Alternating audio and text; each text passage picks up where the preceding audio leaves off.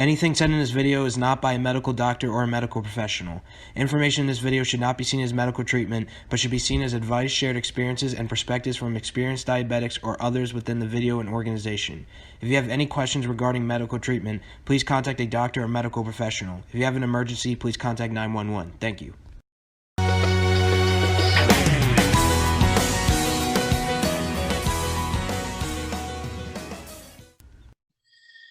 What's up, everybody? Ricardo Jr. here. Today we got another interview with Joe McHale. Joe is part of the advisory group of We Are Better Than This America. He also is a type 1 diabetic, former Division I lacrosse player at Providence College. He also started the Providence College T1D game through the JDRF fundraiser. Raised thousands of dollars. Thank you so much, Joe, for coming on. Yeah, what's going on, Ricky? Nice to be here. Yeah, absolutely. So today's topic is going to be about college life with diabetes. I think this is a very important topic because I'm sure you know managing diabetes in college can be a challenge. It can be pretty difficult. And because of that, a lot of diabetics that maybe are incoming freshmen or that even newly diagnosed diabetics in college could have a lot of concerns, you know, on how they're going to get through college with diabetes. And, you know, you being a diabetic in college, you know, I think you'll be able to give some advice and, you know, share your experience and make those diabetics a lot more comfortable in college. And even better, you know, you got diabetes a lot later in your college career. So you've gotten hit with the lifestyle change right away, which is what a lot of, you know, other diabetics might struggle with when going into college, you know, with diabetes. So I think you'll even give better advice, you know, because you've been through the quick transition of being diagnosed so late. So with that being said, let's move on to the questions. So first question is, what advice would you give diabetic college students on succeeding in the college classroom while having to manage diabetes? Yeah, thanks for having me, Rick, of course. And yeah, you're right. Obviously, this kind of hit me in the face, smack in senior year. Specific to, the classroom and, all of college beyond, I would just say to that, using your resources. I feel like the JDRF and, the multiple numerous organizations and outreach organizations, have so many materials out there to make it easy and to make that transition easier to dive into, how to manage it effectively. So I think that's the first part. I think the second part is just holding yourself accountable. If you're really communicative with your doctors and with your colleagues and, whether it's a nurse or trainer, an athletic trainer, I think holding yourself accountable, to keeping your sugars at a decent level, maybe working out, eating certain foods, just to maintain that control and healthy lifestyle is super important, because ultimately in college, you're on your own. You got your friends there and it's important to use your voice. But I think using your resources, from what's out there and holding yourself accountable to keeping a healthy lifestyle is super important because, we're dealing with something that, can't be cured and, other people can't really relate to it. So I think those are two very important things. Yeah, that's wonderful advice. You know, using resources and accountability, that's very important. Next, what advice would you give diabetic college athletes on preparation and managing diabetes while they're in the game? Yeah.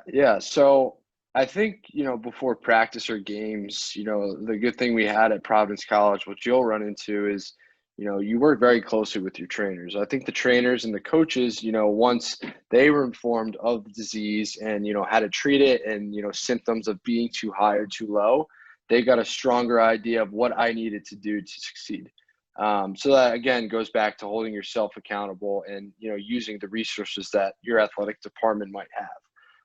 Something that I spoke to my doctors about, first of all, was I always tried to operate 2 hours ahead. So if I was going into a practice at 5 o'clock, at 3 o'clock, I'd already be thinking, okay, like what's my target blood sugar range I want to be in?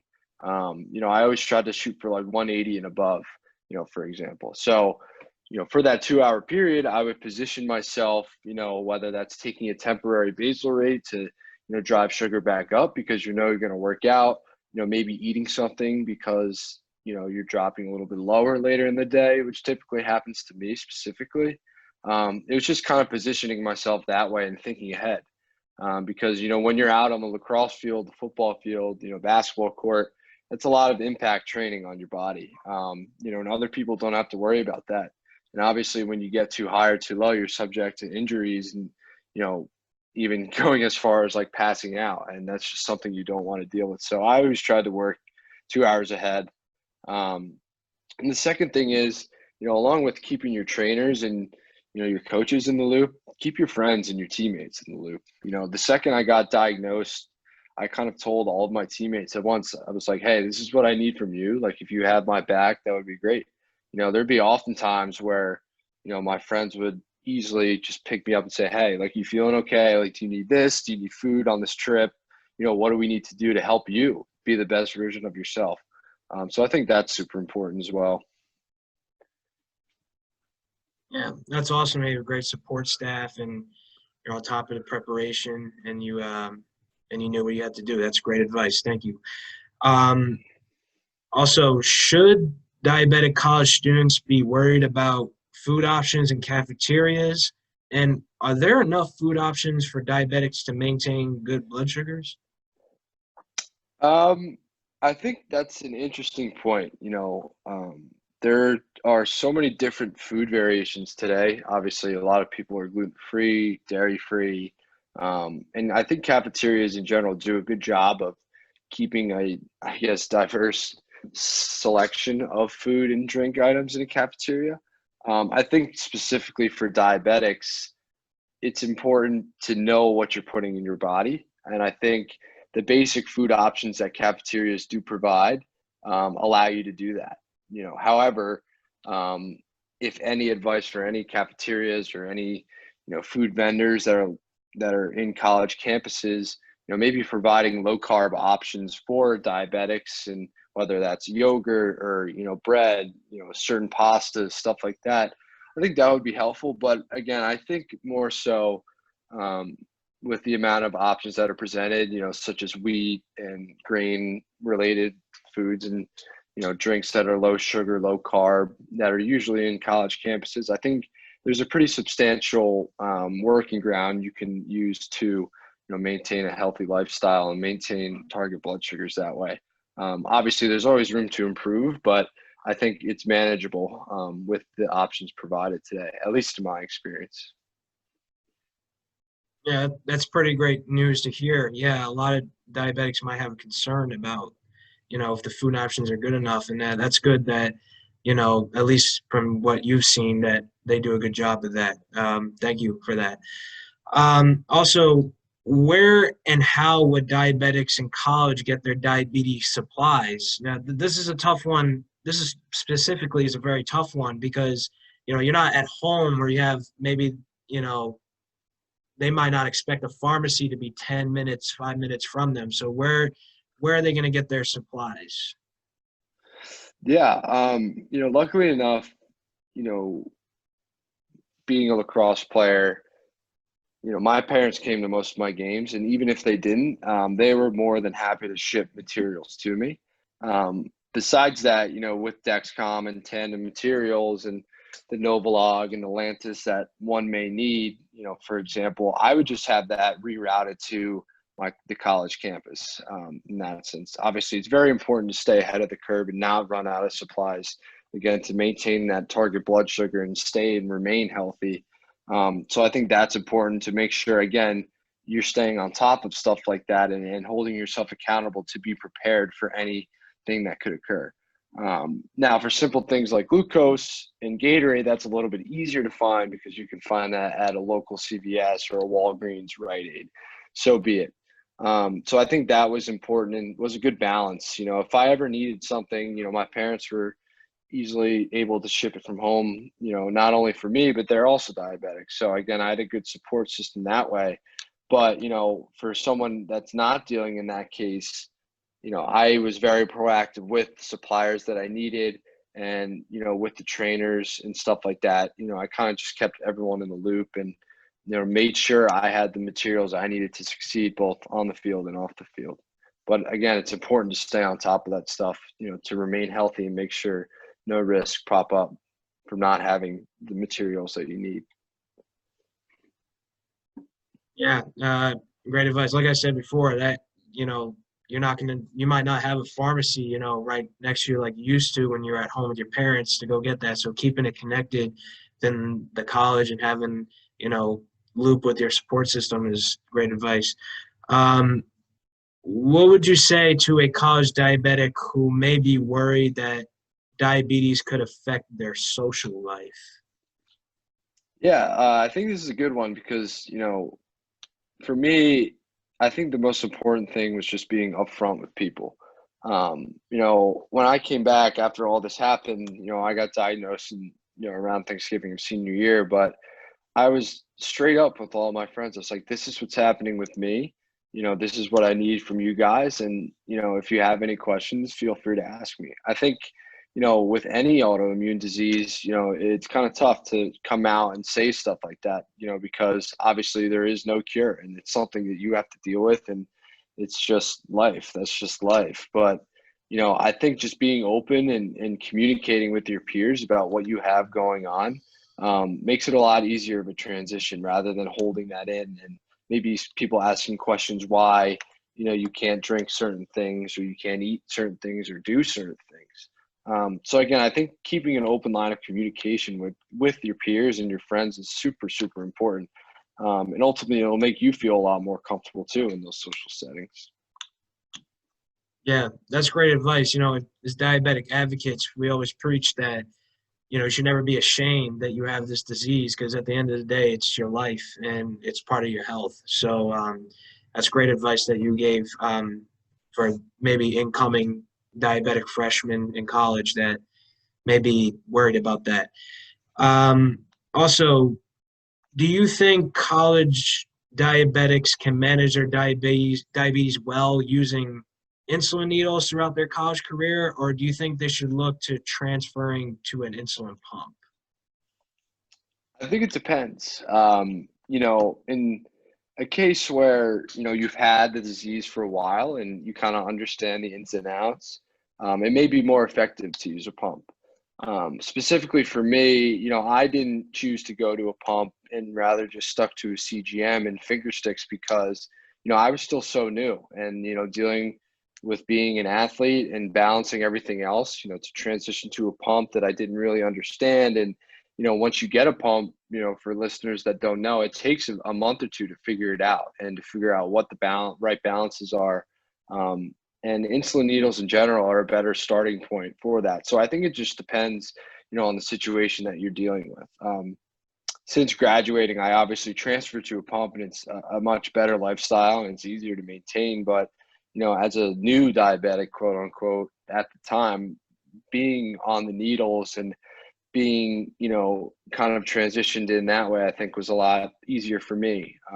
Now, someone else might have a different opinion on that, but I think it just depends on the case. But either way, both are manageable. And again, both are very important, for others to understand how to work in case of any emergency. So either works, either is manageable. It just depends on the certain case involved. Yeah, that's again, that's wonderful advice. Also, what encouraging words do you have for college diabetics who are worried about the responsibilities of living alone with diabetes? An example of that would be like making sure blood sugars are good when you're about to go to sleep. Yeah, that's a really good question. I think again, it falls on two things. One is just staying prepared. Obviously, when you're late at night, you don't want to take too much insulin because you don't want to drop blood during the middle of the night, especially after a night of drinking or, maybe you had a very carby meal, for example.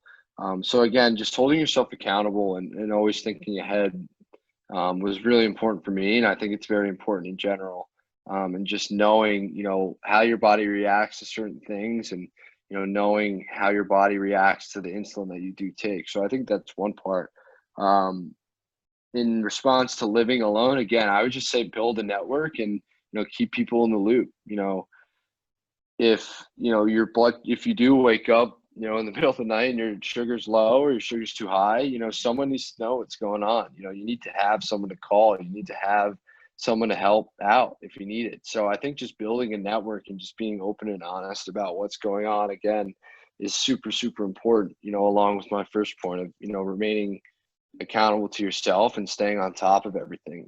We kind of have to operate at a different operating rhythm than many. So if you tick that way, I think that's really, really effective.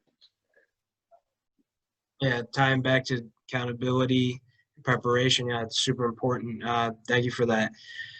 So yeah, that's gonna wrap up all the diabetes questions. To wrap up, we do have a fun question. I always wrap up my interviews this way.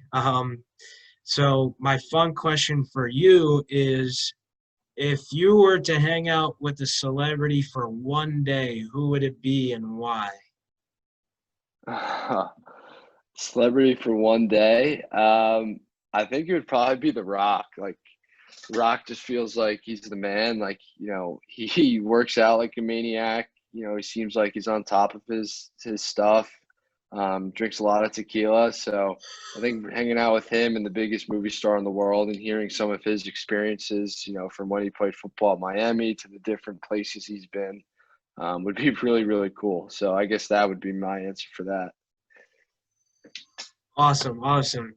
So yeah, that's gonna wrap up everything today. Thank you so much, Joe, for coming on and giving us your advice and your experiences for diabetics that are coming into college and newly diagnosed diabetics in college.